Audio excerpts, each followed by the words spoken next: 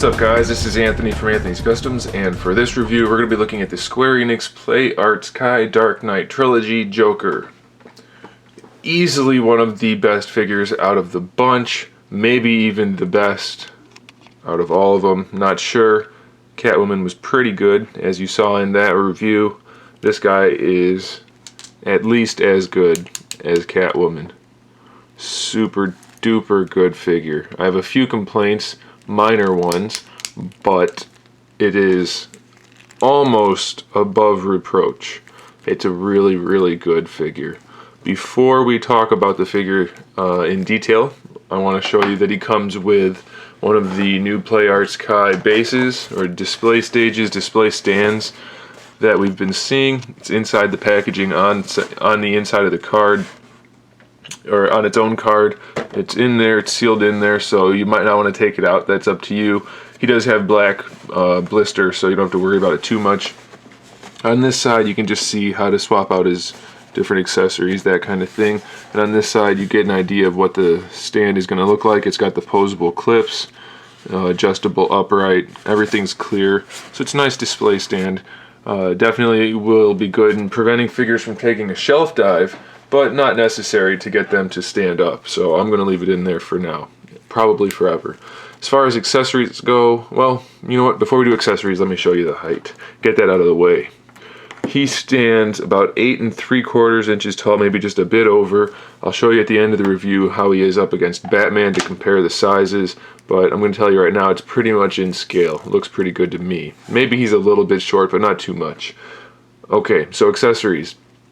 You can see on his hands right now, he's got one knife holding hand and a knife, which is one of his accessories.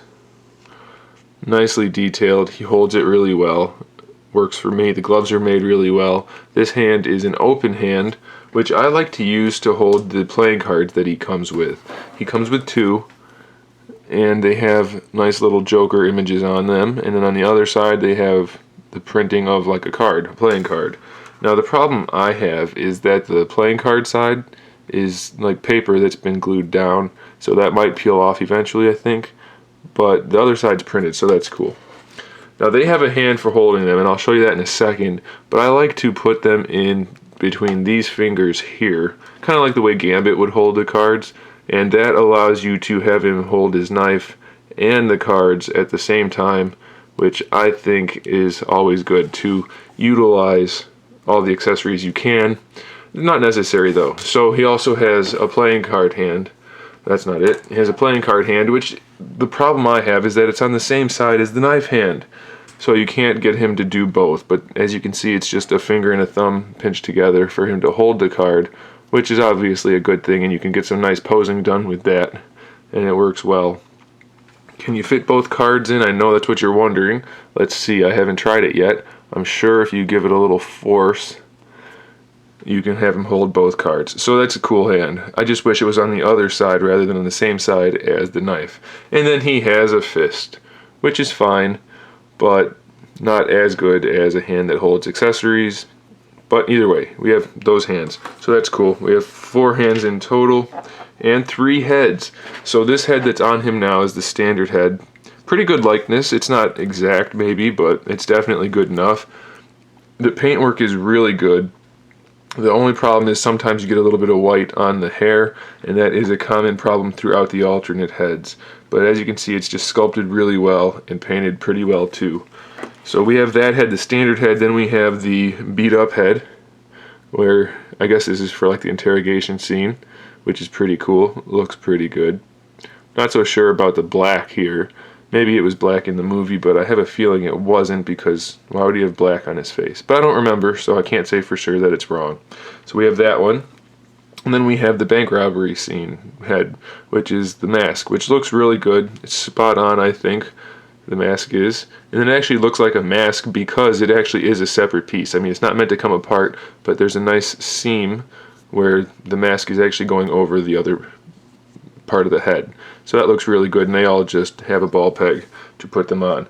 So as far as accessories go, he's pretty well done. I wish he had like the string accessory for the grenades that were inside his jacket, like the Hot Toys figure has, but maybe that's overreaching, so I'm okay. I'm not going to complain about that. As far as the detailing on the figure itself, the vest and tie and shirt and everything looks really good. This is a separate piece, so this is, you can spin that on its own, and then you can spin that on its own, and the jacket's a separate piece. The center part is connected to the top, and these pieces work like the Arkham Asylum Batman cape. Maybe the movie Batman, I don't remember anymore. But they have ball hinges so that you can pose them, spin them around, do whatever you want to do. Make it look like the wind's blowing. However you want to do that, you can do that. One of my major gripes, though, is that they're glossy on the inside. I don't think they're supposed to be, especially since most of his clothes are kind of beat up looking. I don't think they should be glossy, but that's okay. The pants are textured and painted pretty well. The shoes are painted pretty well and sculpted well, so detailing throughout is pretty darn good. As far as articulation goes, the head is on a double ball peg, so it has the one that goes into the head and one that goes into the neck. Then the neck is on one also, so the neck moves with the head. So you can move the head on top of the neck and the neck itself. So that's pretty good. It adds to the realism of the figure. Jacket's nice and soft, so it doesn't get in the way of the shoulder articulation, which is a butterfly joint with a ball hinge that is ball pegged into the butterfly joint, so full range of motion there. No bicep swivel on this guy, which is kind of a bummer, but I guess it's okay because they wouldn't have been able to hide it very well. Then we have the ball hinge for the elbow. It swivels at the bicep and at the forearm and is ratcheted. Then the hand, or the wrist, is the exact same type of joint, so it spins at the hand, ratchets, and spins at the forearm. So full range of motion there.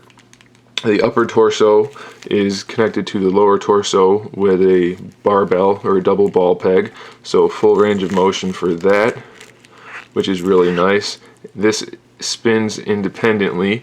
It is connected though with a ball peg, an upside down T-joint. The ball peg connects into the torso, so that spins on top of the crotch piece, and that is also fully posable, so that's nice. It's nice and soft. I'm sorry, that's not soft, this is soft.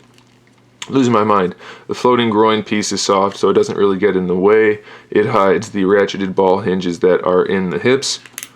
They ratchet out to the side and forward and backward. And since this is soft, it doesn't really get in the way too much. So that's pretty good.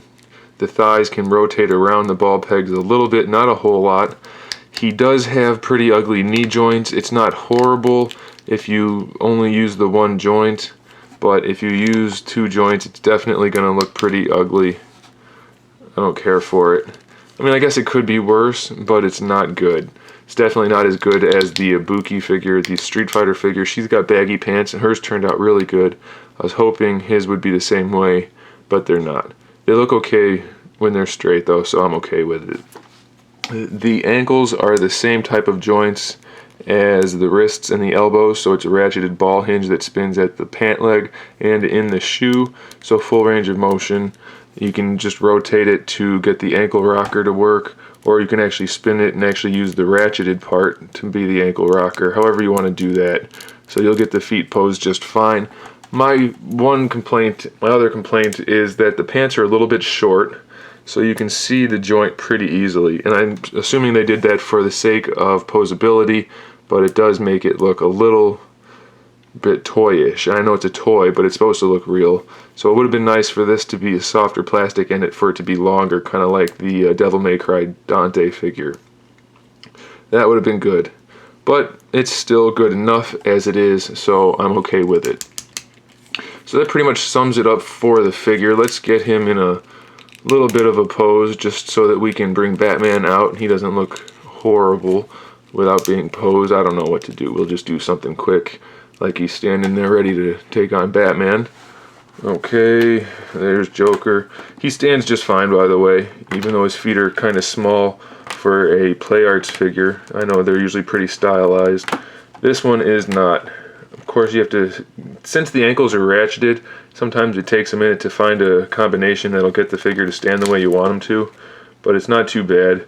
And the proportions are good on this guy too. He doesn't have the gigantic legs like some Play Arts figures do, so I'm perfectly happy with that. So there's Joker, and there is Batman, both standing straight up. I said he was short, but I don't know why I said that. I don't know what made me think of that. They're pretty much movie accurate scaling. He's just about as tall as Batman, maybe a smidge shorter, not counting the Batman's ears, so the scaling is pretty good. I'm okay with it. If anything, he might be a bit tall, but I don't really remember that much detail into the movie. So either way, they're definitely good for displaying together, and Joker himself is definitely a good figure because he's just made so well. There's nice shading throughout, good paint work, good sculpt work, really just those couple minor gripes, and that's it. So definitely recommend you get this figure. He and Catwoman are the best of the 4 figures, I think. You won't be disappointed at all. Thanks for watching, guys. Stay tuned for more figure reviews, more custom figures, and other good stuff. And in the meantime, keep collecting.